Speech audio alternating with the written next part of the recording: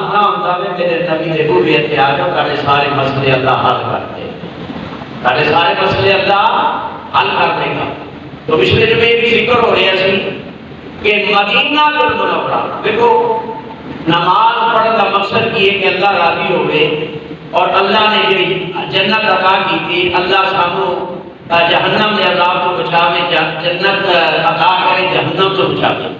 اسی اللہ رسول کی اطاعت کریے کہ اللہ کی کرے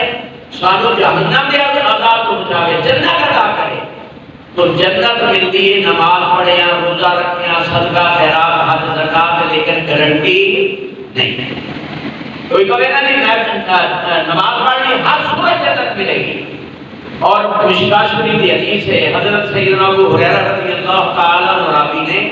کہ رب محبوب نے فرمایا 5 نمازی ایسے ہوتے ہیں، حضور نے فرمایا الصلاۃ معراج المؤمنین، 5 نمازی ایسے ہیں کہ جنہ دی نماز انہاں دی معراج ہے، نماز مومن دی معراج ہے، یعنی وہ قامت اکمل جدوں خشوع اور خضوع نال نماز پڑھتا ہے، اللہ کی عبادت کرتا ہے، اللہ رسول راضی کرتا ہے، جب اللہ رسول کا حکم ہے نماز پڑھ لے تو رب محبوب کی فرما رہے ہیں وہ نماز مومن دی معراج ہے۔ دوسری حدیث بات مشکاہ شریف کے اندر موجود ہے کہ اللہ کے محبوب نبی کریم صلی اللہ علیہ وسلم نے ارشاد فرمایا بعض نمازی ایسے ہیں نماز ادا کرتے ہیں وہ فرشتے نماز کو سیاہ کپڑے کے اندر انہیں نماز کی حالت یہ ہوتی ہے کہ سیاہ کپڑے کے اندر لپیٹ کے اللہ کی بارگاہ کی طرف لے جاتے ہیں۔ رب پہلے آسمان کے فرشتوں کو حکم فرماتا ہے کہ نماز اس نمازی کے منہ دے واپس لوٹا دے، واپس لوٹا دو، یہ نماز میری بارگاہ قابل قبول نہیں۔ معلوم ہوا کہ نماز جنت کی گارنٹی نہیں، زکات جنت کی گارنٹی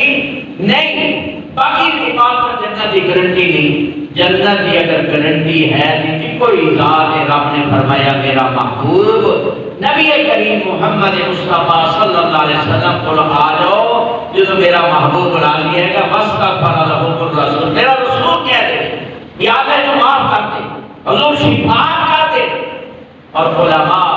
امام احمد اللہ کا فاضل بریلوی رحمۃ اللہ علیہ، دیگر علماء محدثین مفسرین نے قبلہ والد کریم علامہ غلام رضی عاشق رسول مرد کلندر ان سارے علماء محدثین اہل اللہ نے یہ عقیدہ بیان فرمایا، ارشاد فرمایا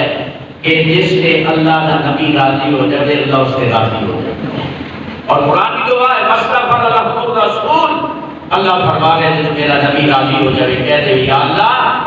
میرا مفتی ہے، میرا غلام ہے، میں شفاعت کرنے میں گناہ معاف کر دے۔ اللہ نے قرآن نص ہے، اللہ کا قرآن ہے 5واں پارہ سورہ نساء،